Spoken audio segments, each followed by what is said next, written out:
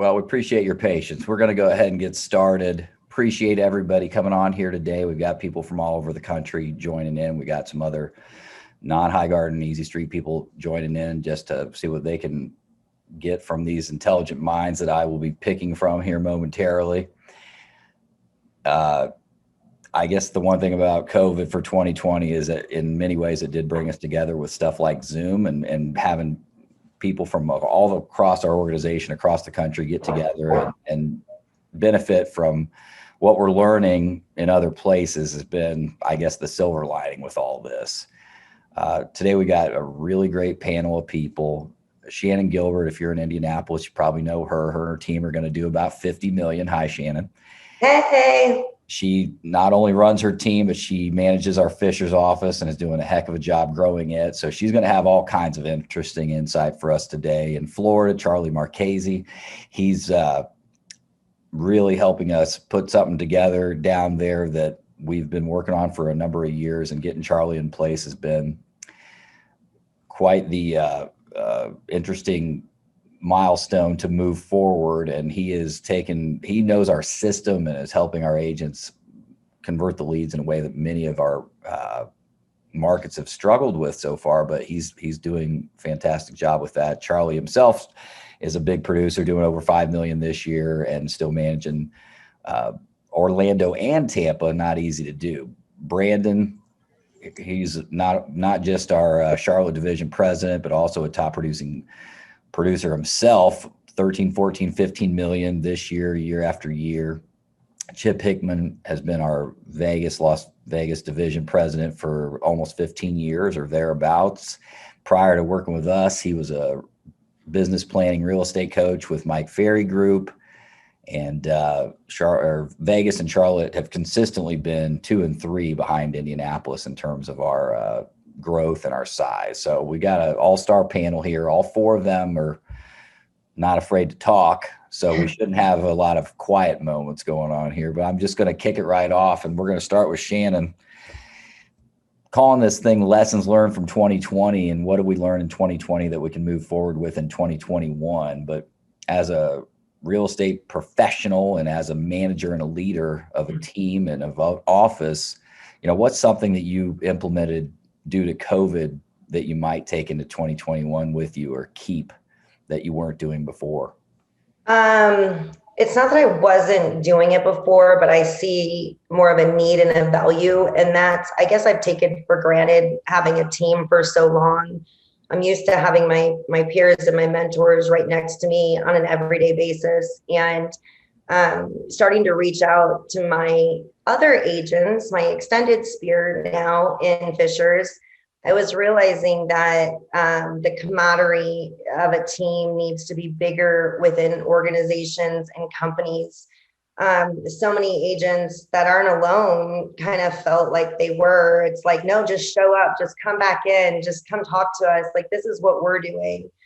And just more personal touches within my little wheelhouse in Fishers is what I learned that the agents probably need more of. So I'm more consistent now with it. Well, that's good. Charlie, how about for you in Florida? What did COVID change your personal business, and how are you going to take some lessons from that into 2021? Great question. It's actually really changed the face of a lot of businesses, not only real estate, but other professions as well. What has changed and what I'm going to continue next year is really the virtual end of things, embracing the virtual communication to keep in touch with each other on a virtual basis. It's something that, because here in Florida with the amount of COVID that's going on, it's concerning. And it's something that, as agents, they really do need a team atmosphere to get together and stuff like that. But just really embracing the virtual aspect of it, not only with clients like sellers and buyers, but also with agents as well. It's been working out pretty good. It's definitely a learning curve, but it's proved to be a little bit easier than sitting side by side with somebody. But then you lose that personal connection though too. So hopefully that will go away next year, and then we can actually see each other in person. But just really embracing the virtual end of things, I think. Brandon, what can you add to this conversation? I just like to put 2020 in a dumpster and set it on fire and then just start over again. But no, I mean, what I learned, what I'd taken from it is the opportunity for more education. It's easier now because everyone's embracing Zoom. So that's been good for me, just to be able to get in on a meeting that's not taking place locally. In the old days, if you wanted to go to a convention or a meeting, you had to maybe drive or fly to a place, and now you can just jump on, and it's less of a big deal. And then two, this isn't as much what I'm taking forward, but what I learned is maybe I was relying on facial expression when I'm in front of someone for a listing presentation. And like when you're wearing a mask, like some people are like, hey, it's important for you to wear a mask. You're losing a big part of your ability to present. At least for me, not that I have a beautiful face, it was just like, smiling or really seeing expression and reading people was just tougher. And so I'm learning more to use collateral in situations where I know I'm not going to have that, and really, really dig into what's important to them before I get there, so I can present it as best I can. That's perfect. Chip, you're in a market where there's a lot of people coming from somewhere else, Florida too, with you, Charlie. Not that Charlotte and Indianapolis doesn't have that, but it's not the same relocation or retirement home type market that Las Vegas and Florida have. What's some COVID changes you've implemented in Vegas, Chip, that you might carry over into 2021? I'm not sure. We'll take it as it comes. With the rate as high as it is, one thing I want to piggyback on what Brandon just got done saying. By the way, Brandon, really love the salt and pepper. It's like really enjoying that. I want to piggyback on it that one of the things that's really changed a great deal in wearing face mask culture is in the interview. Sometimes I do not know. I'm losing a lot of my ability to read their impression or expectation from the person sitting across from me. Man, it's really changed the interpersonal dynamic and my ability to present who we are. I'm much in this to echo Brandon's vein. I'm really handicapped, so to speak, to begin with. But then you start putting something in front of my ability to smile and soften myself, and I'm already sometimes a little too intense. And when you take my smile away, I become overbearing in many respects. So I've had to really soften my entire approach oftentimes when I'm sitting in front of someone. I'm not sure if that's something I'm going to carry forward, Steve. My fear is that a lot of what we are doing right now is going to need to be carried forward until this is eradicated, because there is a very section of humanity that's scared to death to even interact.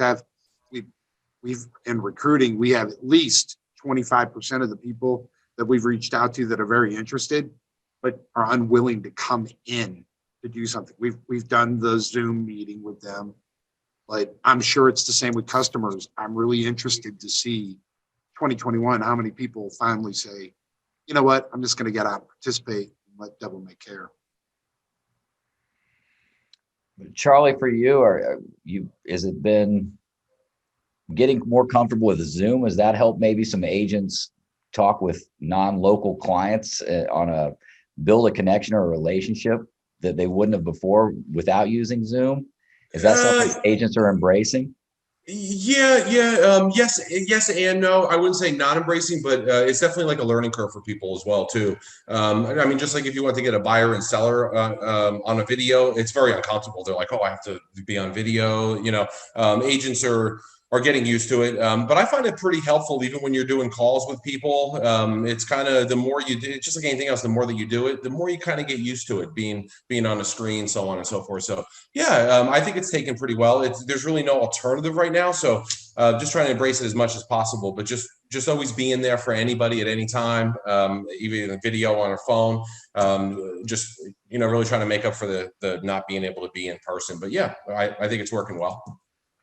Shannon, other lessons learned, maybe non-COVID related. What's something that you've changed in your business that other agents, maybe could look to as a good idea that is non-COVID related, that 2021 is going to be the year where you better leverage it? Well, definitely I've always been a big key player in systems, processes, and If you don't have a plan, you plan to fail. Even a bad plan is better than no plan at all. At least you have direction. And I've always kind of implemented those into my business, but I feel like my plans, because I had a written business plan, it wasn't as detailed because I can fly by and be successful in any market. And then COVID hit. And I realized, okay, there are certain things that I needed to adjust that I didn't realize. And prime example is my marketing. I never would have done snail mail before. It wasn't my thing. I have done just sold and just listed postcards for the first time in my career in 12 years. I've done it because people are home and they're actually looking at their mail more, because it gets thrown on the countertop that they have to sit next to and do their kids' homework every day. So I've realized that my methods of communication can get stronger in different areas to reach more people. Same thing with our calls. Like, we realized right away that people were more willing to talk on the phones and just chat. So it's like we were now trying to just build relationships instead of even talking about real estate. And I realized that with the amount of leads that sometimes we kind of get in this zone of monotony and we do the same thing. And it's like, even if you have this detailed day set up, you're still doing the same things. And we got out of that rat race and went back to, hey, so what's going on with you? How have you been today? So have you even been out of the house in the last week? You know, how is it when you go to the grocery store? Really just rebuilding that relationship where so many times we're so quick to get on to the next lead. I realized that people connection, people need it more so now than ever before. Brandon, I saw you nodding. What can you add to what Shannon said there, and how have you connected with your clients maybe in a different way? Yeah, I mean, I don't have anything to add on that. I agree with what she's saying. It's important to look at maybe other alternatives, of marketing, because like Shannon said, maybe people are home more. And I think that's where phone calls are going to come in, more in your higher conversion rates, because you're going to be able to get a hold of people better. And obviously, I think this whole COVID thing has actually helped people say, I need a different house, which to a degree has helped us and hurt us, because you got to have a house to find a house. But I think overall it's not so much, there's a lot of things to change. It's more like, okay, just making sure that I have a good handle on my business moving forward. Go ahead, Shannon. Were you going to say something?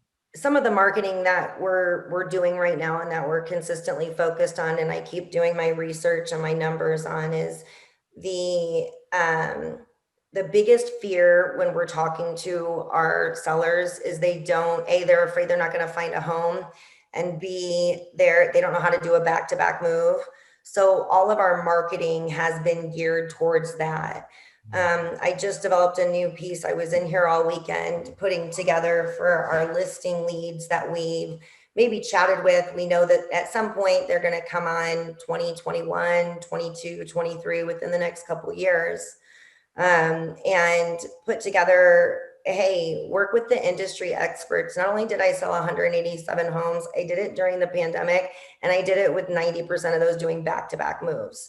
So like we're really taking the key pieces that we know are making people not reach out and putting those up front, and why we're the resource to be able to be the problem solvers, like the total concierge package. That absolutely. I definitely want to delve more into the supply issue and those solutions. We'll come back to that too. Before we do, Chip, I wanted another question about COVID. There's the world, or at least the United States, is kind of divided here a little bit on how to move forward with this. And it's unfortunate that in many ways it's become a political hotbed. But what are you recommending to a client that doesn't want to move forward, or with your agents in your office? How are you recommending an agent handle a client that doesn't want to move forward right now because of COVID? What do you say? How do you handle it? What kind of plan do you put together? Or how do you recommend an agent handle that kind of client? the same way they would any objection at the end of the year. It's a stall. Even if it is a real concern for you, the only way for me to combat it is to point out the loss of opportunity by waiting, because I'm their fiduciary. And as their fiduciary, I owe them the most leal service and best advice I can possibly offer.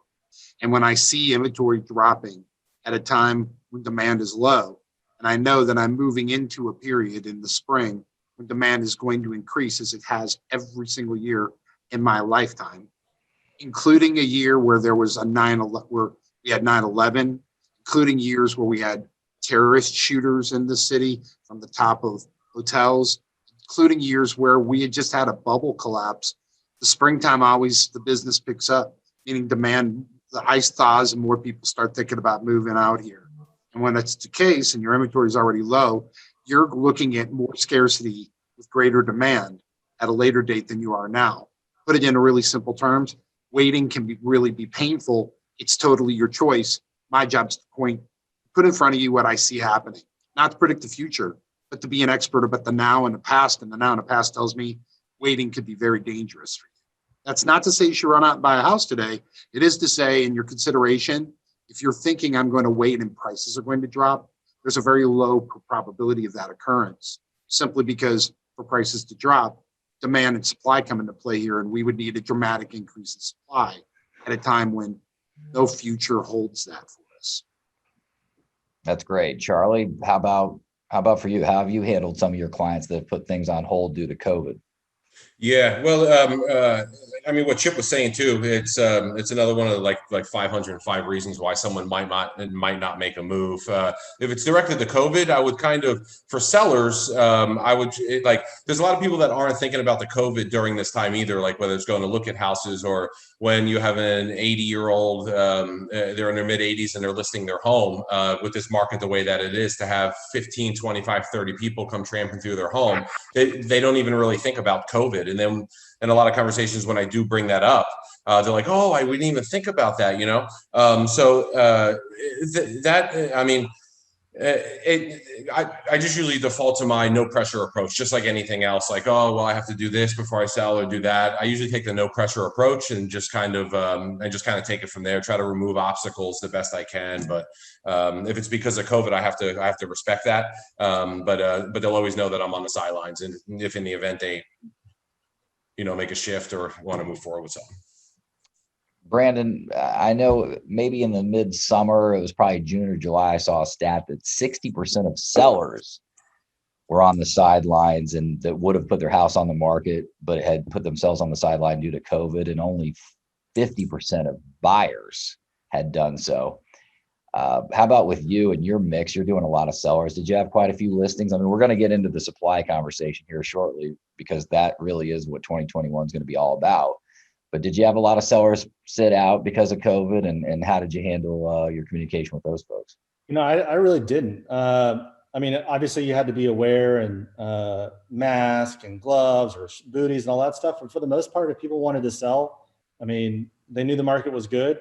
I would say at the very beginning, when there was a lot of uncertainty, like what this was going to mean, I had people second guessing being on the market in general. And then I had buyers in a house that would have sold in a day start to, hey, we're going to put in an offer. And then all of a sudden, more and more stuff came out about what's going on with the stock market. This is, again, at the very beginning of all this stuff. And they were like, all right, we're going to take a break. But that lasted I felt like 3 weeks. And then it was full speed ahead if people wanted to sell or they didn't. Well, as we go into 2021, and hopefully most people agree, or hopefully I end up being right about this, but I'm very hopeful that the 2021 is going to be a really good year for us in real estate. And, we kind of lucked out in 2020. We could have been in an industry that was way worse than what real estate ended up being. So, we can count our blessings for that one. 2021, who knows how it's all going to work out in terms of the vaccine and how quickly we can really get back to normal. But we're pretty sure at this point the demand's going to be solid. Rates are going to be good. Some of the economics of the macro economy are going to improve, hopefully, and that supply will probably still be the big question mark. So, Brandon, with you personally, or maybe some of your agents in the Charlotte office, do you have any interesting stories or creative solutions of how you or anyone is handling the supply conundrum, because that at the end of the day, we're going to be limited in 2021 by our ability to find homes for the buyers that we're working with. And to Shannon's point, helping people that have a home to sell find something to buy. Yeah. Well, and I like what Shannon said about marketing in a way that shows that you have the ability to help someone through that process of transitioning right away or back to back, so they feel like it's possible. But I mean, to answer the question back, I primarily focus on listings. About 90% of my business is listings only. And so it really doesn't change. My path or process for finding inventory is FSBOs, expireds, withdrawns. If I have a neighborhood that I know needs supply, I don't mind, circle prospecting that neighborhood to create the inventory. Or if I have a client, a seller that says we'd sell if we could buy, and then I start telling them what I can do to help them find that inventory. I haven't had a seller not find a house by the time we had their house close. So, and this is what I do to help them. I go through these, I'll go through a neighborhood that if you say you want to be in a specific neighborhood, I'll prospect and I'll reach to every seller or every homeowner in that neighborhood that fits your criteria. Just like the normal ways of finding undiscovered inventory. In my mind, that's what you have to do. And that's what you have to do going forward, especially. Charlie, how about for you? What are you saying to the seller that has the objection? I would sell, but if I'm not sure what I'm going to have available to buy. Yeah, well, there's, to me, there's a big connection to like what you're able to buy and what you want to buy. I guess, really narrowing down on that is if there's a seller that they really want to sell, but they're not really sure what they're able to buy. Like I said, there's a big difference between what you're able to buy and what you can buy, and then really laying out what they're going to walk away with from their home, like really lay out and then also prepare them for the nature of the business when they do put their home on the market, how much activity they're actually going to have, and then start looking at those numbers and then start to narrow in on what their preferences are and what they're looking for. And I kind of just drive in that direction, unless you'll have 100 objections along the way, but you battle those as you're going through. Chip, you guys are dealing with this all the time. Inventory is near record lows in Las Vegas. How are we solving this problem of giving people confidence to sell their home without necessarily knowing what the heck they're going to buy when they move? Assuming that it's an in-market move, a lot of our moves are from out of market, into market out. Right. I'm not going to actually, I'll quote something that was from Gary Keller years and years ago when I worked for another company, worked for Mike Ferry organization years ago. And Gary Keller was a person that used to use Mike's service. And they were talking about the housing boom of the early 90s, of the early 80s, and talking about how they used to get people to move out of the house they were in, move into another house when they were usually trying to do so with the money they just made from the house that had gone up. So that makes it tough because now you're selling a house and you're trying to take the proceeds to go into the market and buy an upgrade, but there's not a lot of upgrades available. So one of those, Kathy, that's driving me crazy.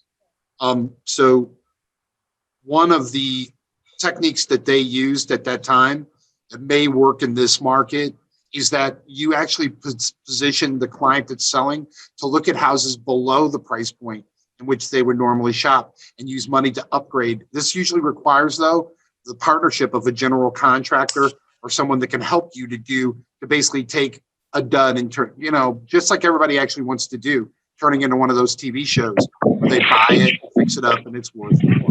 Is that buying it, fixing up, and worth more is one of the solutions that you can have. Hold on, we got a rogue. Can we get this thing turned off?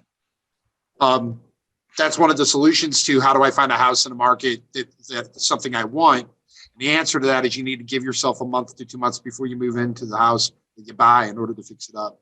Because usually you don't want to do that after you've just moved in. None of these solutions are easy or even for many people viable. Some people, they're like, look, I don't have extra money. I'm selling this house. I'm using every bit of it to buy the next house. Those people are going to get squeezed. you're gonna have to be a very clever real estate agent looking at options. Usually the way people are doing that is everybody has champagne wishes and a beer budget. So what you're doing is you're changing the area, or you're changing the square footage. In Las Vegas, you're moving from a 1-story model to a 2-story model with a master down. But none of them are easy or good. They're all things we kind of already know about. The only one I ever, like I said, that Gary Keller and those guys were using back then, is they were basically saying, let's go you can't find your house, so let's buy something and fix it up and make it into the house that you want it to be. It worked, but it isn't easy. And it would require the synergies, both you working with a general contractor or with someone that does work, and that schedule matching up with the schedule of someone. That's Okay. Shannon, you talked about working on this weekend. What's some of the solution? You've solved this riddle a number of times in 2020, but how are you looking to make it easier for yourself in 2021? By trying to make it easier on our agents. So one of the things that I did this weekend was I went through and because I've been an agent for 12 years, I have in my team, we have about 850 past clients. So I just took my oldest 50 and just picked and did 10 CMAs. And I'm challenging each of my team members, which they'll find out tomorrow in our meeting, and they're on here, they're going to be doing 5 to 10 a month, and it's time set aside, and it is a CMA personalized letter that you will mail, call, text. You will do all forms of communication, because their goal is to say, hey, I helped you get your biggest investment in your lifetime, and I want to help you protect it. So I want to make sure that you got that letter I sent you, because all of the numbers that basically are on your home and what your home could sell for are going to be in there for you. I'm sure you've probably been curious as to what your home could value right now. And I feel like those will be conversations that we might know more about pocket inventory, or at least know those people that are thinking now, like, I don't even, I have my contacts. I do reach out to my referral base, but I don't talk to them to say like, hey, you think you're going to be leaving in 2 to 3 years? Now it's critical for me to know every single person that I've ever sold. What is your status? Do you have a kid going to college next year? Like what? Because then if I'm always out looking and I have, our company is amazing at giving us first peeks, sending stuff out. And I have used those emails to send to my listings to say, look, you think you can't find stuff? Work with an agent that will find it for you. You're right. You probably can't. I can. Look at what one of my agents is going to be putting on the market next week. How have That's you been, huge for me, Shannon? And if anybody, after this next question, if people want to jump in and have a question of their own, you can either unmute or you can type it in the chat, but definitely want to get some questions from the audience in here. But Shannon, in this last year, what has been a couple of ways you've structured the contract that allowed you to maybe put your seller not in a bad spot as it relates to what they might be buying? Have you structured contracts any certain ways to benefit themselves? I've done a couple different things. One of them is which I've had those sellers that are like, I won't find it. Like, there's just no way. I bet my commission. All right, listen, if I don't find it within the first week of having you, once your home sells, if I don't find it within the first week, I'll give you 0.5% back. I've never had to give it back, but I'm proving to them, like, I believe in myself enough to find you the home that you want, that I'm putting my money back on the line. The other thing is I tell them up front, like, as soon as I start talking to someone, like, hey guys, it's a seller's market. And what that means is we have the edge. Buyers have had the edge for years. Now it's your opportunity. So how we're going to set you up for the best success is I am going to go ahead, and any offer that you get, I will protect you for us, suitable to us finding housing within X amount of days. Buyers cannot be picky right now. They can't say, no, I don't want to wait. And if they do, okay, great, I'll take the next offer. But all it does is give peace and reassurance, and people move forward when they have trust, reassurance, and hope. So that's been key for us. So, and I'm more than willing to bet my commissions, and the boys will tell you that I don't normally take reduced commissions. So it works out. But I've said, because then I know, okay, if I know what they're looking for, you're right. You're not just going to find it out on the open street. But like Brandon said, there are so many different things. If I know that they can only be in 2 different neighborhoods, who do I know? I'm on my Facebook. Like that might not seem like much, but I have 3,000 personal friends on my Facebook, like that all live locally. I don't, I'm not friends with random people. Like, who do you know that might have something coming on? And I feel like the more that you can give them solutions and tell them that you've got it, and you actually then start showing them before they even list, hey, look, this is a ranch that came on. I know this isn't what you're looking for, but these are the type of homes I'm telling you about that my agents tell us about before they come on the market. Constant reassurance and just putting them at ease is the relationship that you're going for in this market. Absolutely. Brandon, with you, you come from a new home. Well, Chip, I'll get you next. You come from a new home background. How are you talking about new homes with your agents and with clients as it relates to the inventory issue and solving that supply problem? I mean, new homes are tougher. You just have to have someone that's willing to have that time frame behind them. So I don't know if it's just like anything else. A builder gets behind. Right now our market is I think we're at like a 1 month supply. So I gotten fortunate to be in a position where I'm representing a few builders, and you're just trying to sell someone, hey, why don't you just find a place to rent and we can get you in the perfect situation to build. And that opportunity is working. It's just, again, you got to find the right buyer that has the time, or convince them that it's worth the wait. Or convince them that you can definitely sell their home. So many of these people, they're nervous that they don't have 2 mortgages. Well, again, play the game there. Like, hey, listen, I'm confident I'll list your house 3 months before that, and it will sell.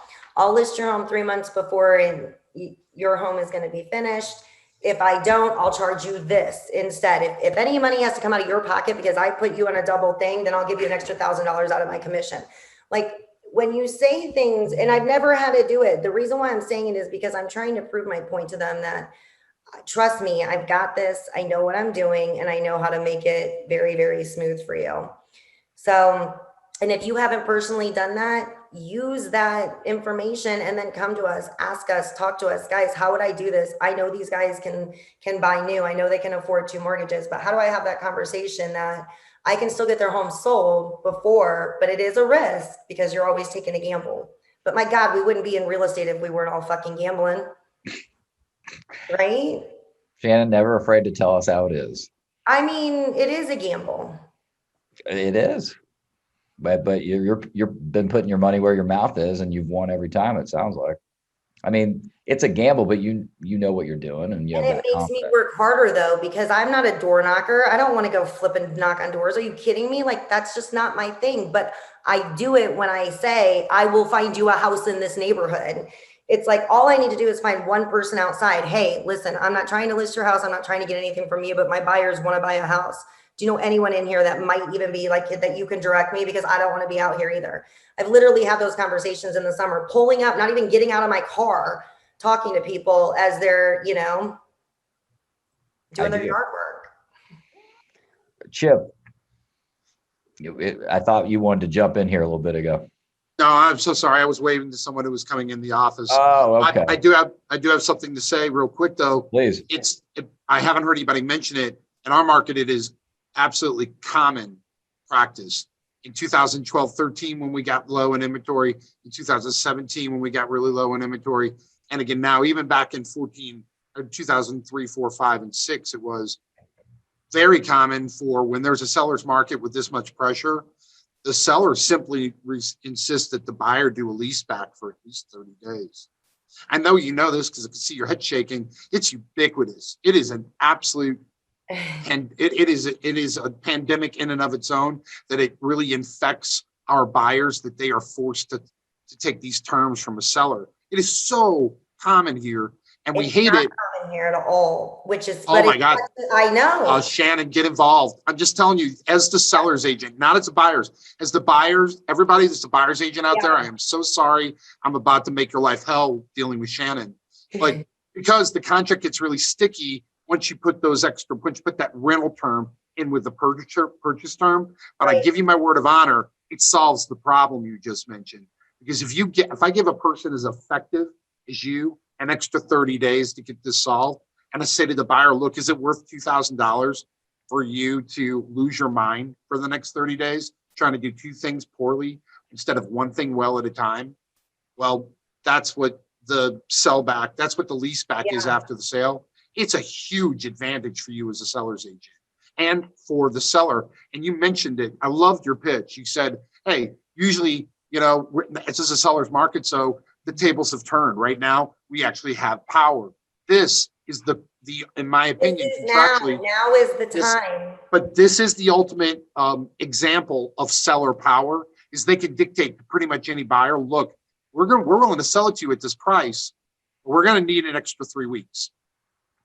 And they just go, I don't want to do that, but I'll do it. It does create problems in the inspection process and the, moving out and damage deposits. There are a lot of, I actually would encourage you, if you're doing this, to write a second contract, write a lease agreement on top of the original purchase agreement, so that you have two separate due diligence periods, two separate language in contract to support, as a fiduciary, support your client's best interest, buyer and seller.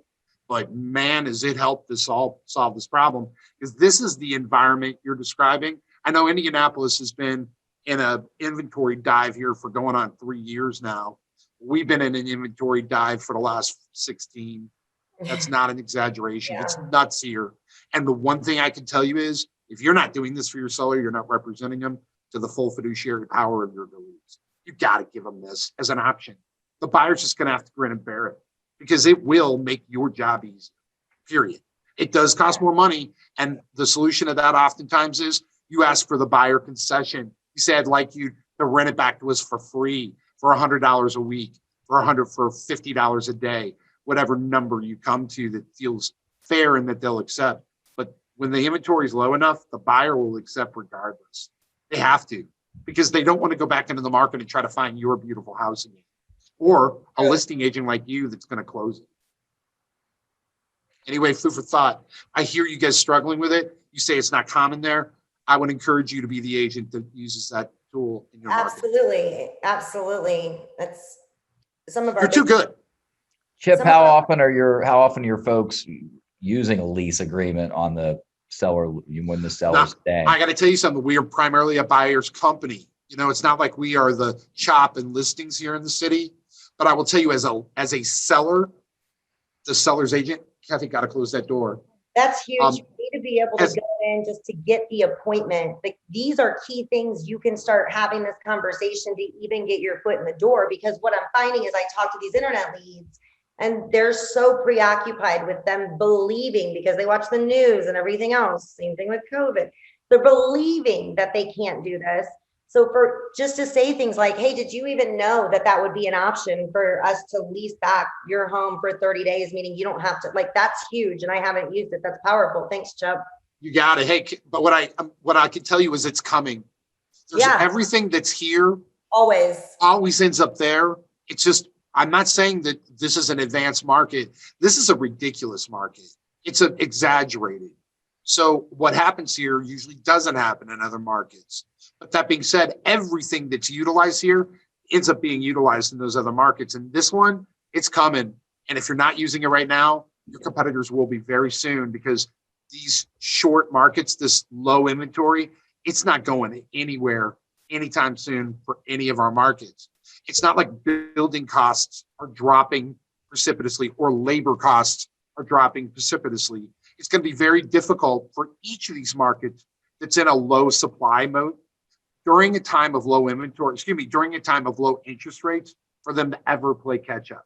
That's not to say I know the future, but I don't have to be a genius to know that if they keep the cost of buying low, greed, for lack of a better word, is a good moving force in the home buying industry. And if inventory is low right now, there's a very low chance of it ever abating anytime in 2021 or in the near future. It would take us having something where people literally said, no thanks, I don't want to buy a house. And I don't see that coming anytime soon when interest rates are low. Because every person I know is either trying to figure out a way to buy one that's bigger or better, or reduce the mortgage they currently have by refinancing. that is a conversation in every kitchen in America. And again, I want to, for the people that maybe jumped on here late, Chip Hickman, who was just talking, is in Las Vegas. Shannon Gilbert with us in Indianapolis runs our Fisher's office. And I want to get back to Brandon Jackson in Charlotte and Charlie Marchese in Orlando. Charlie, are you seeing seller leasebacks where they're able to stay in the home for a few weeks or even a few months? Yeah, well, yeah, I haven't seen it personally. There was talks about it. There's always that question like, hey, how does that work? How does that work? Although that sounds like a hell of a lot of fun.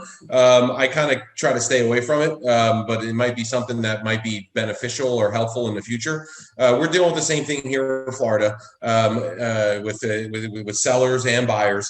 And you know, my 4th year in the business, I think for the most part, just being Johnny on the spot on both ends, because at the end of the day, what's going to happen, how you're going to figure out someone's, you know, situation, their problem, their issues, buyers or sellers. What comes out of your mouth is really going to, you know, how like I look at myself being in the 4th year. I'm the person that has to take that path and see what they need worked, and then I just work around that of what their needs are, and then constantly be Johnny on the spot for the sellers, following up with every single buyer, getting on the contract as fast as possible. For the buyers, they see something, snapping right on it and making best friends with every listing agent that's out there, especially if my person's really interested. Oh, Charlie, we want a chance at that. No problem. I do the best that I can to get our foot in the door and also make really good friends with the agent. So now, I think now even more than when I first started 4 years ago, you got to be more Johnny on the spot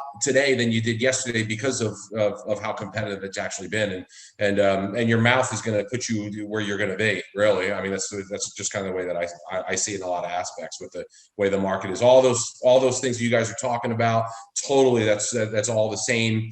Like all that's going on here too. But I think if I sum all that up, problems or issues with people, just stay on your game and just give blazing service, and that are right there will put you above like many other agents. Because I'm sure I hear about in other markets, there's a lot of agents out there that aren't as skilled as maybe the average agent.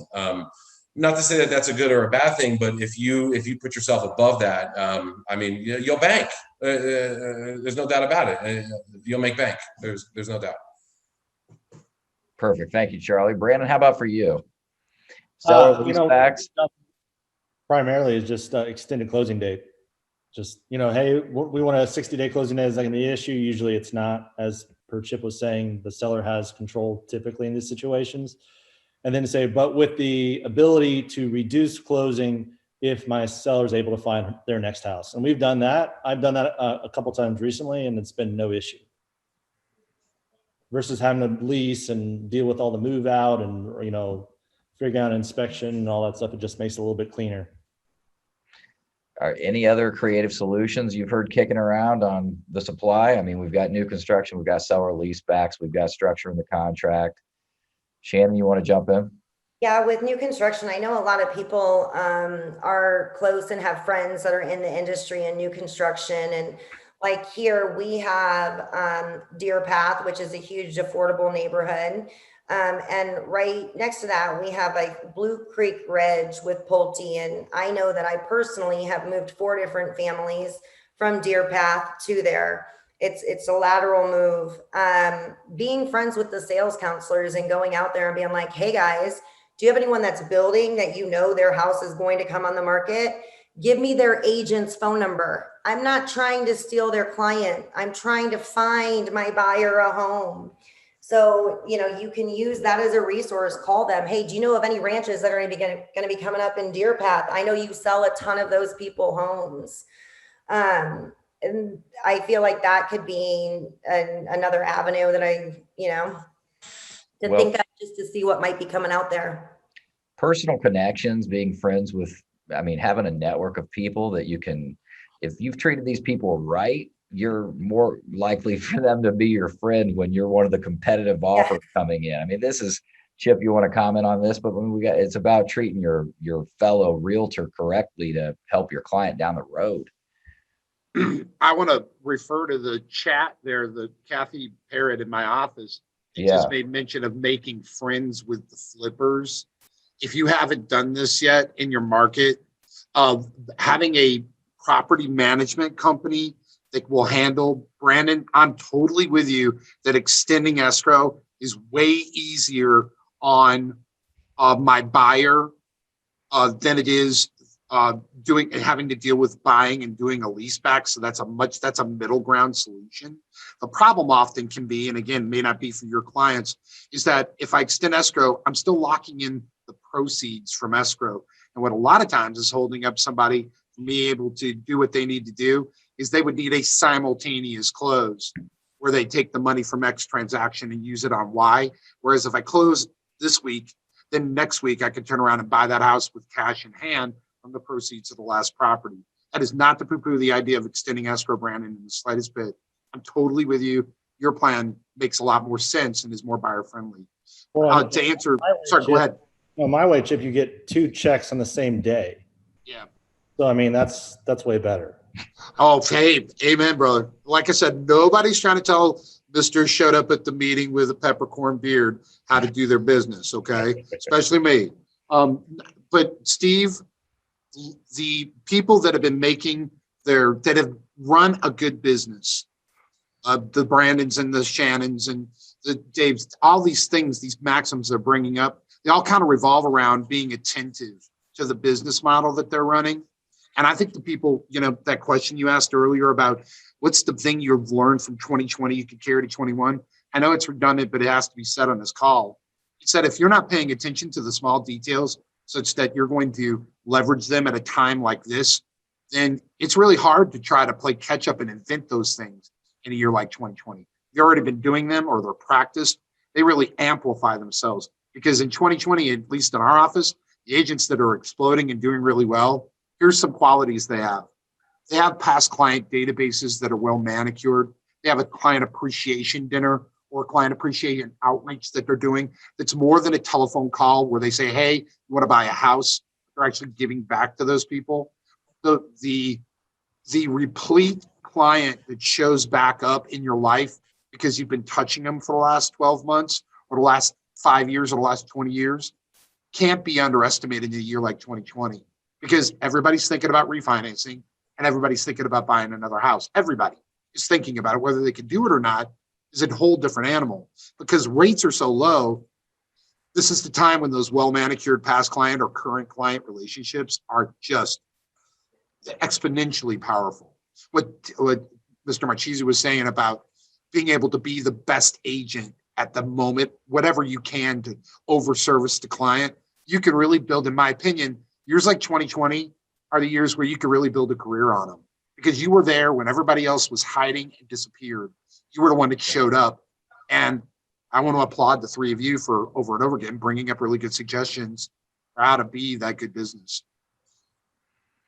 That's great, Chip. Thank you. Brandon, you do FSBOs and expireds, particularly expireds. How has that changed this year with the seller's market? Maybe not so much COVID, but maybe with it being such a seller's market. How's FSBO and expired business changed for you this year?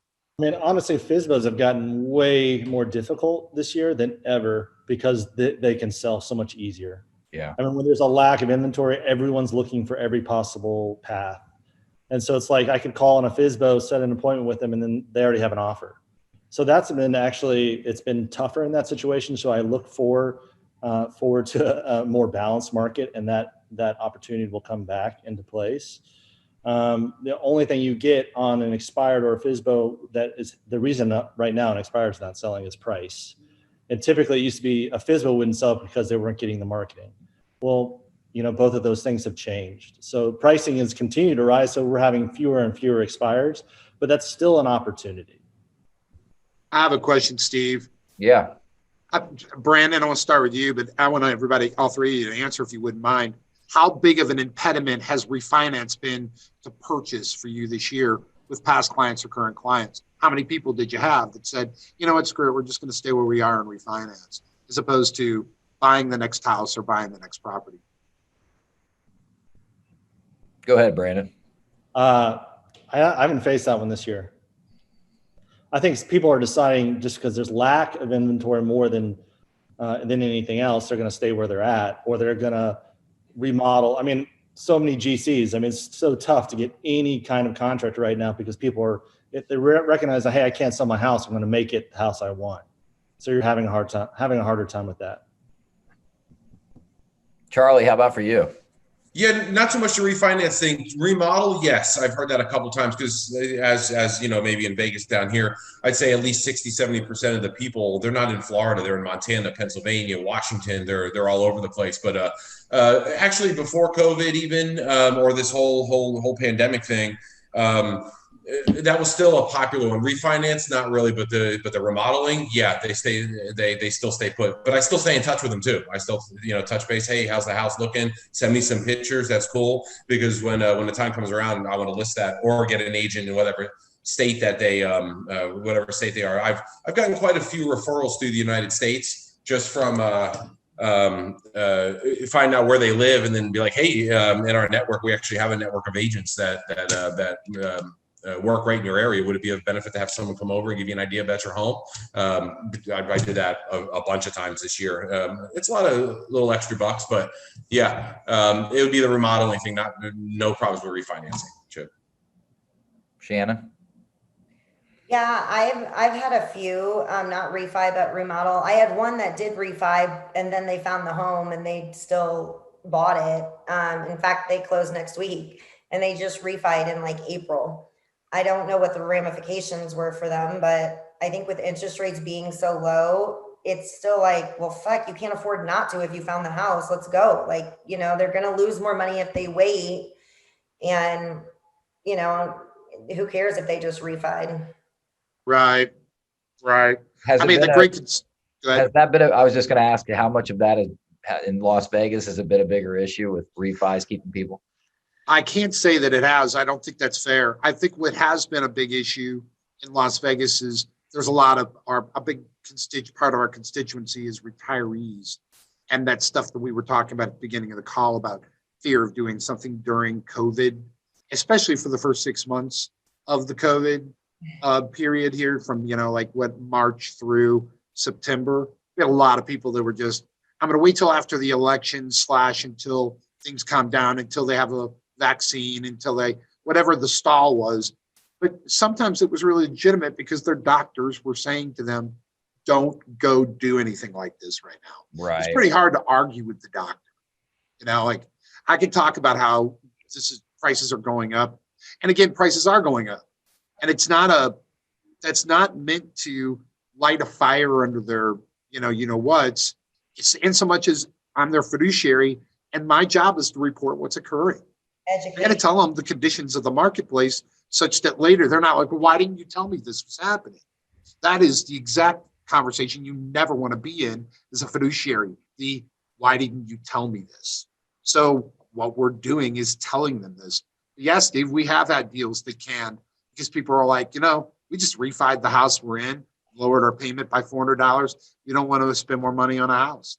And the people that are moving, that are taking advantage are the ones that pent up demand. I mean, you can't put a number on how many people from January, February, March, April, and May of this year had to say, we can't do this right now, that over the last 3 to 6 months have been able to say, actually, we can do this right now and are moving on it. So I think 2021 holds a lot of the same what 2020 held for us. It didn't like this was a great economy. You wouldn't know it by looking at the stock market. Good Lord, things going up like crazy. You would think our economy were in an absolute boom. Like, unemployment in Las Vegas is still like over 10%. I'm sure in each of your markets it's different, but it got as high as 30% at one point here during COVID. It just goes to show you our local market is not really being affected by the local market employment. It's being affected by interest rates.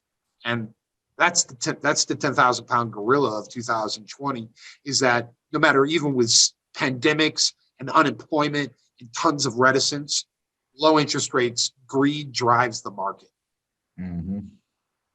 It does. And I think the more like we were talking, I know Charlie mentioned it too, like it's so hard to find a contractor right now that isn't busy and their prices are going up because they're like, and they'll tell me, Shan, I'm just bidding the job. Like if they take it, great, it's worth my time to do it. But if not, it's like, I'm sorry, I'm overbidding it because I can't afford to take them on.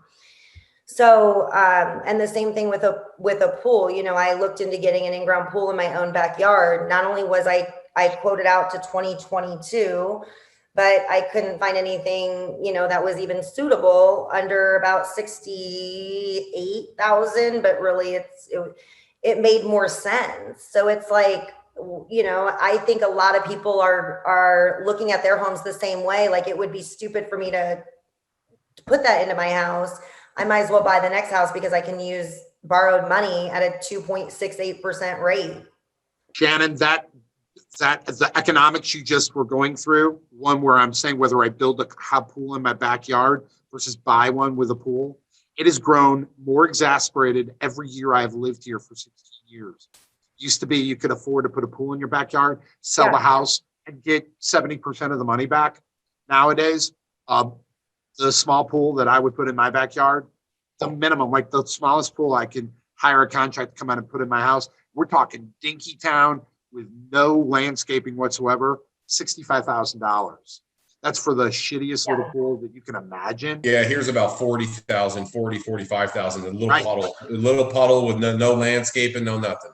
Price is going up, you guys. That price is not coming back down. It's not like later pools are going to be cheaper than they are right now because the building materials are being stretched and the labor is going up. That bidding process you mentioned, Shannon, about the contractor. Charlie was talking about how hard it is to get somebody to come in. Brandon, we're talking about how hard it is to find a good contractor. Here's some advice for 2021. Find an amazing contractor. Bond yourself to them. Find a pool guy. Bond yourself to them. Yeah. Truly bond yourself to them because they are not just an advent for how you get more business. They are part of your brand. In our market, the best agents, they have those things as a retinue. They pull them out and say, I have this person, and this person you can use to fix these problems.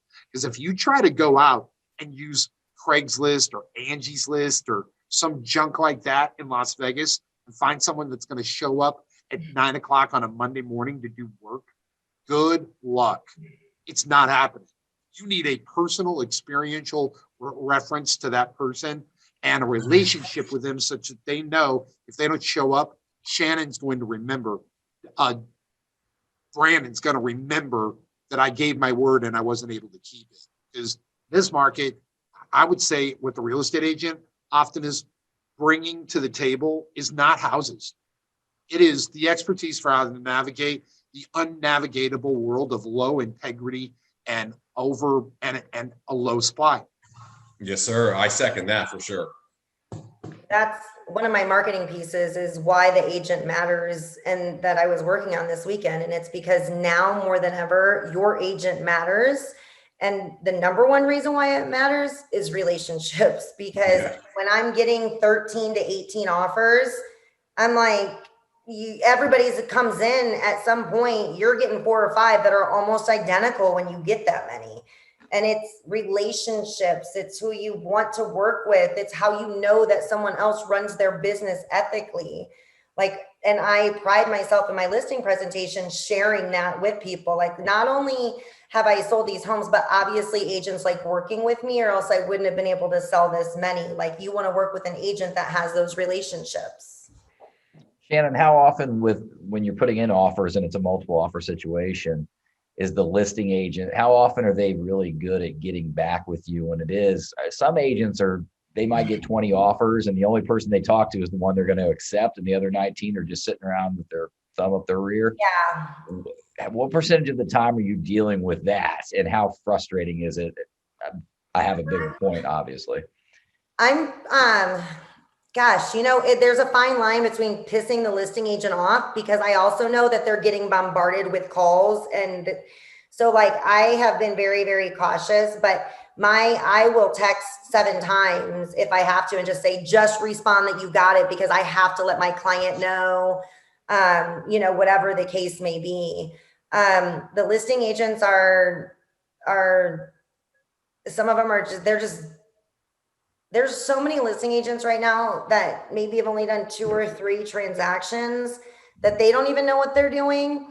And it's been confusing. So I don't think I'm even answering it correctly, because it's kind of a shit show. I think the question really is, how often, By example. how often are you very frustrated with the agent you're dealing with because they're not communicating properly? I mean, That's a conversation that I have at least 3 to 4 times a month with my agents, meaning my agents are very frustrated with another agent. Listen, every Monday there's probably a story. Listen, because they did what they did their due diligence. I've got people showing up at offices to hand deliver because the listing agents won't respond. And their clients already lost 18 other houses. So and my point on that is when the shoe's on the other foot, yeah, and that agent didn't even have the decency to respond to you or to communicate with you, how often will an agent not push that person away? What I'm really saying is they're doing their future clients such a disservice. They don't even understand how much they're hurting their client. right. By not communicating with you in that moment, it's hurting their future clients, because why do you want to deal with that? Hey, we got 6 offers. One of them's from this guy that never even called me back. Forget him. Right. I guess I just try to lead by example. Yeah. It hasn't happened too often, but I normally know the agent, or, I know where I can push or not. Like, I guess it just depends. Like, I got in trouble because I gave Jamie Ball Eric Forney's personal cell phone number. Well, no, he's my favorite. Did she win? Yes, because he always likes to work with us. Okay, and that's the point. I'm saying. That's an exact point, you guys. Yes. That is my exact point, is I enjoy working with Eric. Maybe you don't, but with me, he has been easy to work with. He will respond to me, but I have a phone number. If you don't, then you don't enjoy working with that person, right? Yeah. It can be one half dozen of another. Brandon, what about you? In terms of communicating with agents, and what are you seeing very often when you're working with buyers, or maybe your agents in the Charlotte office? Are they not getting communicated with from listing agents when they're in competitive situations? So in this market where there's so many new agents, you're going to get agents that just don't know what to do. Right. And, honestly, it's like, you got to treat others as you would want to be treated. There's a new agent and they're just doing it wrong. Just don't be a jerk. At the end of the day, that's the one thing I'm taking out from just remembering what it was like to be new and not being sure how to handle the situation. Regarding the communication itself, you just got to, be politely persistent as a buyer and make sure you're finding out. I appreciate when I'm on the listing side and it's multiple offers, the agents that call and try to learn more about the seller than just sending in an offer. They're trying to build that relationship that we were talking about earlier. And I think that's key. I would say beyond that, it's just making sure, yes, I like when I'm on the listing side, I try to acknowledge every offer. I create a spreadsheet and I bullet point every, term so that I make sure I get back to that person. But there's going to be tons of people that are going to do a bad job. And you know what? That's just part of the game that we're in right now. Fair. Charlie, anything to add on that? Yeah, just real quick. I actually like newer agents, because I was just a newer agent a couple of years ago. You can really use that to your advantage too, as a learning opportunity for that new person, to get your offer accepted or whatever that might be, or vice versa. So, everything was pretty much covered there as far as buyers and sellers. I concur with what everybody's saying. That's there's a lot of times I use the other agent to help me get the deal to talk to the seller, or vice versa. Relationships is like super, super, super king when it comes to getting a deal done or getting your deal accepted. I've done it over and over and over again with highest and best.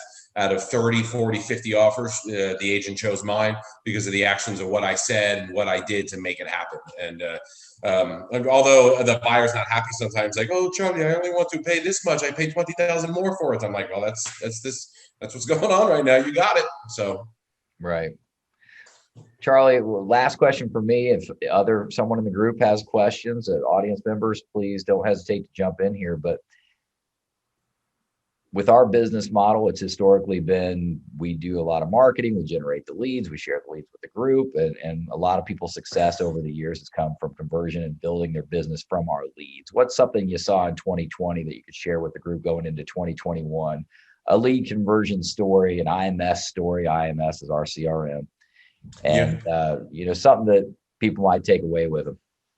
Yeah, I always looked at myself as a good barometer to what's going on in the Florida market, just because of all the people that I've talked to, all the listings that I've had, and I don't do 50 million, 100 million, or anything like that. I'm still getting my feet wet, but I can see now, like even when I started with the IMS 3.5, 4 years ago, how much that has grown, and people still, I want to take off this December a little bit. People are still want me to go take pictures and go show homes, and still, I was talking to a guy the other day. This is just another lead that's in the database. Just so, one quick conversation I had with him 2 years ago. He was getting ready to retire, and he's like, "Yeah, well, if you'd be good with it, could we meet Thursday?" I'm like, "Yeah, Thursday's cool." I'm like, "That's Christmas Eve." He's like, "I know," and I'm like, "Damn it, they just don't care." But a cool story out of all the ones. I mean, I have a lot of them always brewing all at the same time with all the different people I'm talking to. But the biggest one was a guy I'm still working with today. He was an investor that came in the beginning of my career. They were looking at homes. They were from Canada, and and a lady even said to me, "No, Charlie, we go straight to the seller's agent. We don't use buyer's agent." I said, "Okay," and I didn't push myself on it. But what I did say was, "Well, I see that you like this. You want me to go over and get my own pictures? So I'll take a picture of the furnace, take a picture of the water heater." So I did do that. And then when I did that, they still went ahead and bought without me. And then 2 or 3 months later, they had a rental that they wanted to put on the market. They asked if I do listings, and I was actually my first or second one. I'm like, "Yeah, we do listings all day over here." And I went up listing their place. And then since then, today, 2.5, 3 years later, I've done 10 contracts with him, and he's got 3 more that's coming on the market. And that's just off of one lead. I can literally spend the next 3 to 4 hours going on off the top of my head of all the leads, the different stories, the situations, how it was a quick pop, it took forever. But I'm a big, huge promoter, user, client myself to the IMS. As much as you can keep taking leads and building your database and having that one good conversation with people and do a little bit more service than what the other agents do, you'll have a huge real estate career. And it's not slowing down. It's actually changed my life. 180 to 360 degrees real estate has, and I give it to the IMS. So my last anything to anybody, stay don't get discouraged, stay in it. It starts to pop. It will pop. You just have to be consistent with it. So, I mean, the IMS is my bread and butter. It still is. I haven't taken leads or made calls for about 1.5 years now. I could do that, but it's and then I have no time for myself. So that's my IMS piece there, I guess. Well, when you say you haven't taken leads or made calls, you're working the IMS. Oh, yeah. As far as taking new opportunities, yeah. If there was a sign hanging from my IMS or for me, it says I'm kind of fully booked, to be honest with you, just as a repeat business. So my hot list and my IMS, yeah, I work that still diligently, because it's funny because my hot list now, I know every one of them. I know their situations, and sometimes I let them hang out there just because I know what's going on. And then when new ones come in there, you snap at them. But for me, it's been a life changer. And I hope that anybody on this panel here today, if you do embrace that and keep pushing through it, it will change your career and your life for sure. 100%. Brandon, what's an IMS or a lead conversion tip or story that you can share that people might take some value from? It's been a while since I've taken leads, like a decade. But I will tell you that's how I started. I cut my teeth. And this business that we're in isn't a real estate business. It's a client acquisition business. And unless you're out there really connecting and talking to as many people as possible, you're going to have that much of a slower start. So if you don't have enough people to work with, leads are a great way to connect. And not only that, it's like a free education that may potentially end up paying you, because you're going to learn, you're going to fail. I was horrible when I first started. But I kept at it and, working on my object. I still remember Chip used to say, write down an objection that you get that you don't know how to respond to, and then write down 3 different options of an answer until you can get really good with it. And, those first couple of years where I was just grinding on the leads, there's still deals that I'm getting today that were from 10, 12 years ago. So it's if you're not out, cold calling, you're not doing client events, you need to be taking leads so that you can have those conversations to build those future clients, and just be out in the field and growing in your knowledge at the very least. Chip, anything you want to add on this lead conversion question? Nothing that hasn't already been said eloquently. We've got brand new people in here that are making dials. That's going to happen today. What's amazing is they'll call people right now. We had a person last week who was calling out of what we call the lead pool, or not the lead pool, but the Prospect pool. Prospecting pool is what it's called now. Calling out a prospecting pool that picked up a person that's buying and selling in the next 3 weeks. And so they had a bad agent who basically was supposed to be helping them and has disappeared because it's Christmas time or whatever, they just checked out. So I guess the same old stories before. Telephone calls really do work, especially at a time when no one else is calling. Forget about the IMS in this respect. You got to call everybody right now. It's the end of the year. You got to call them. I don't mean send them a neat little letter or send them an email or a recipe for whatever the junk is that you're sending them and whatever your medium is. Fruitcake. You got to reach out. This is a relationship business. You don't have to, but here's the guarantee. If you do not reach out, they will reach out to someone with a sign and a lawn of the area they're looking for. And they will cut you out. You're like, not my clients. Yep, your clients. It's a lock. It's a certainty. It's not, there is no loyalty beyond eyesight. If they see someone else's telephone number and have a question, they're not going to go, you know what, I'm going to stop right now, go home, sift through all my old emails and find Chip's telephone number. Nope, they're going to call the telephone number right in front of them and deal with that person, with one exception. If I've been top of mind, if I called to ask how I could help during COVID, if I did what Shannon did and I showed up and I gave you comps when you weren't asking, what Brandon does by inviting him to a client appreciation, or just saying thank you. You are one of my first clients, one of my favorite clients. I think the value of that, let's say, there's this book called The Book of Five Rings, and in it, they've got this saying. It's that matters of great concern should be treated lightly, and matters of small concern should be treated seriously. I think these matters of small concern, like reaching out to someone who isn't buying a house from me, but has already bought, cannot be underestimated in the long-term longevity of a person that stays in this industry. Because as much as Brandon says he didn't make any phone calls for the last 10 years out of the IMS to brand new leads, he's spoken thousands of times with people that needed help or advice, people he already dealt with or someone they knew. And hopefully they were because of something proactive that Brandon did or Charlie did or Shannon did earlier. And I know right now in 2020, the people that are really thriving, they're the ones that have been reaching out all year, not the ones that have been waiting around for somebody to call them. So Donna Ridgway, one of the girls on my team, we run all internet leads. Everybody knows that via the IMS sync, it's all the same. But Donna is just going to clear 10 million this year. She had 35 transactions and 7 of them were at least 444 days old. With out of those 7, the longest run was 1,186 days. That's how long she cultivated these clients for years. They knew her kids' names and she had never met them. And all the notes in the system will tell you their dog Fluffy died. He won't be making the move. Like, it's literally so that way they remember. And then when she calls them back, hey, I know that Lou had such and such last time. How's that going?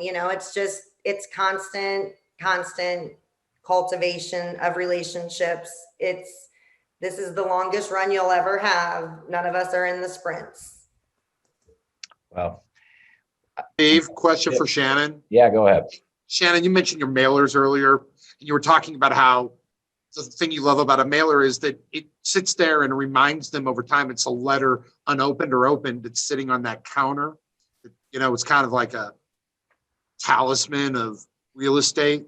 Well, my question to you is, have you, and again, I don't know the answer at all, but have you had any impact or even tried marketing on the outside of envelopes, because I've been reading a couple of things about snail mail, and one of the things they said it's like the new revolution. Yeah. And again, I had no experience with it whatsoever. Was sometimes the outside of the envelope is a better marketing tool than what's inside.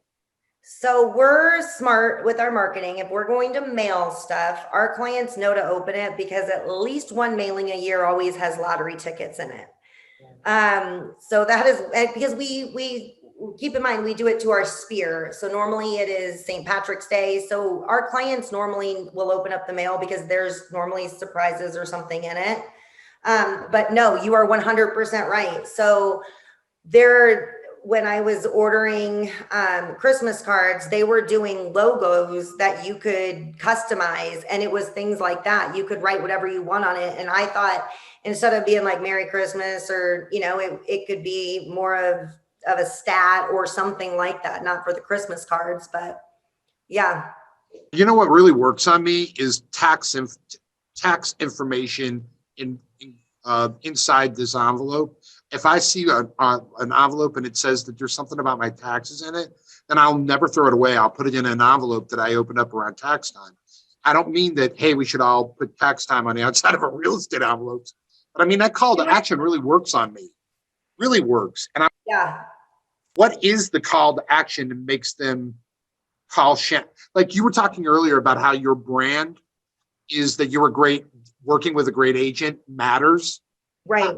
Have you figured out a way to create a picture or a statement that makes people open up your envelope because working with a great agent's important?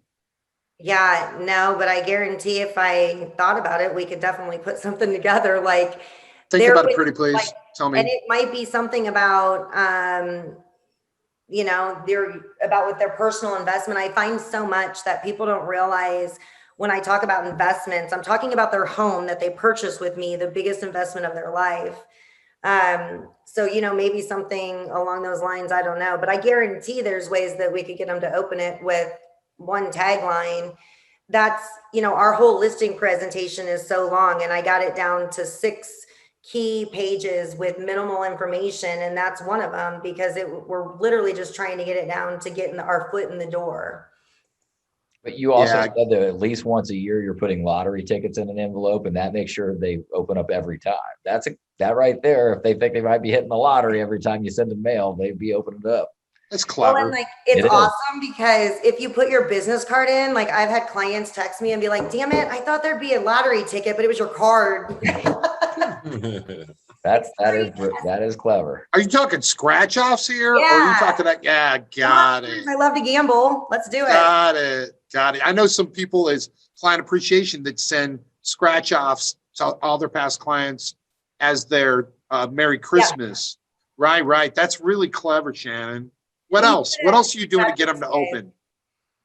What else are you doing to getting them to open the next envelope? You said your people are calling behind it. I think mailers are a really good excuse to call more than anything else. They're like the lodestone that you send out ahead of you that allows people. Yeah. Yep. So what are you saying? What's the follow-up to your mail? So normally with a text first. So, hey, I just want to let you know, be looking for it in the mail. I've already sent it out. It is your home. It's the stats just on yours. I spent some time on it. Let me know it when you get it. So then if I don't hear from them, I've already set that expectation. You normally won't hear from them right away. They haven't opened it. Or I'm like, hey, is now a good time that I can call you and we can go over that? I want to make sure you didn't have any other questions. And I'm so honest, I'm like, hey, my inventory is so low. Like, I don't need listings. I don't need sellers. I literally just need to talk to you. If you know anybody that is even thinking about it, so I can have someone in my back end. That's a great pitch. It's so soft because you're not asking them to do anything, but to think if they've. I'm like, help me, just help me. Yeah. Well, ironically, the big producer, Karen Bernardi, one of the bigger real estate agents in the history of America, she said that her calls that she would make to past clients and to current clients were help me calls. Just what you're saying. Yeah. She said what she was doing to call and ask for help. And so many times people are afraid to reach out to a referral call because they don't want to be the person asking someone for something. So how'd you get over that? Because I know guaranteed, like everybody else, at some point or another, you didn't want to call because you didn't want to bother them. So how'd you get over it? I like competition. So like that is one thing that we'll do within our team is like, hey, like when we need Zillow reviews, we'll do competitions. Like, and then I call my clients and I'm like, listen, I'm against all 3 other agents on my team. I need you to get on there. And like, I'll do a video and it's like, do not let me lose. Come on, guys. Like things like that, but they know me and that works for my personality. And 90% of them know my team, or if they don't, they're friends with me on social media. So they can at least pick them out, you know? So some people will say, well, yeah, that works great if you're a Shannon and you have this big Right. effervescent personality. So you have these other people on your team. Outside of the competition level you just mentioned, what do you say to someone to give them the courage to do this without being a Shannon? They don't know what you're supposed to do. If you come from a place of contribution and you're always, always, always in it for the right reasons, which is at the end of the day, you're protecting your client and you're making the best choice that's for them, then I feel like the rest of it comes. Like I am not successful because I'm successful now because of my knowledge, but I didn't always have this and I've always done well, but it's because I persevered. I taught myself, I learned, and I'm always putting myself in the client's shoes to figure out what do they need, what are they thinking, and how can I meet those needs. Just like my relationships of people that I work with, that's what I look for, is someone that's looking, if I'm going to go get, you know, a facial, I want someone that actually knows what they're doing. And the next time I come in, I want them to be able to say, oh yeah, we did this, this, and this, and, you know, kind of give me that customer service back. I think about this all the time. I think of the places where I go. Either there's a bakery, we get our birthday cakes, and there's a store that we do our shopping in, a place we get our car fixed. And I think about all those relationships that I have in the business I do, the legal service I do with them, and how none of them reach out to me and say thank you. You do. Yeah. So I think the business that reaches out and says thank you, they're the freaking unicorn. They really do stand out as a brand, not of real estate, but of service, like Charlie was mentioning before. Like killing yourself to earn the client's future business is a pretty quid pro quo way of growing a business model. What I feel like is a lot of times we kill ourselves, but we don't ever call back the people we killed ourselves on because we're so busy trying to chase down the next one as opposed to cultivate the relationship with the old one. I definitely didn't want to interrupt you, Chip and Shannon riffing here because it's great. I missed Charlie, you. I absolutely expected this to happen, and I love every second of it. Charlie, there was a question. I want to jump back to you, and guys, if you have to go, you have to go. This is going on longer than we expected, but there's hopefully some good stuff here that you're pulling value from. June Jung asked, "Hi, June. How are you? Thanks for waiting patiently."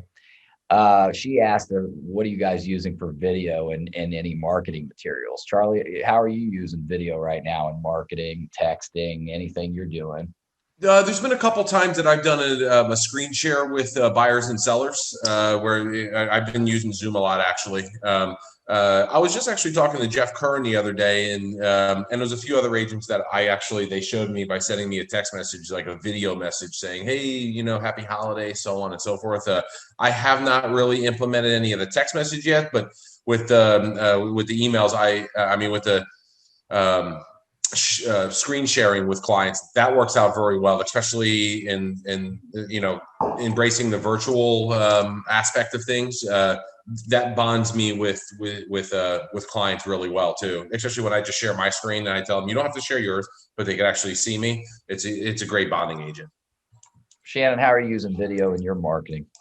I use it consistently. I used it today and sent out, so my Christmas cards got all jacked up, and I'm not going to get them out now this year, which is huge for me. This will be the first year I've ever not done them, but I do have over $700 worth in the room next to me.